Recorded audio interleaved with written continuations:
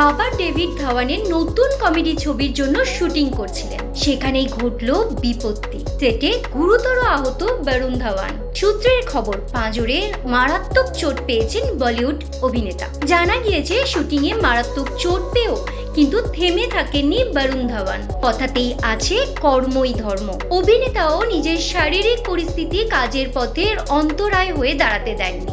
মুম্বাইতে চলছিল প্রথম শিডিউলের শুটিং, তখনই পাঁজরের চোট পান অভিনেতা। তবে আহত হয়েও কিন্তু শুটিং থামিয়ে রাখেননি, বরং প্রথম শিডিউলের কাজ উতরে দিয়েই তবে বিরতি নিলেন বরুণ। সিনেমার নাম এখনো ঠিক হয়নি, তবে পরিচালক ডেভিডের ফ্রেমে মৃণাল ঠাকুরের সঙ্গে রোম্যান্স করতে দেখা যাবে তাকে। প্রথমবার জুটি বেঁধেছেন তারা। এই নিয়ে मैं तेरा হিরো, জুড়ওয়া 2, কুলি নাম্বার 1 এর পর বাবা ডেভিড ধাওয়ানের পরিচালনায় 4 নম্বর সিনেমা করলেন বরুণ। বলিউড মাধ্যম সূত্রের খবর, সিনেমার পরবর্তী শুটিং শিডিউল ঠিক করা হয়েছে নভেম্বর মাসে।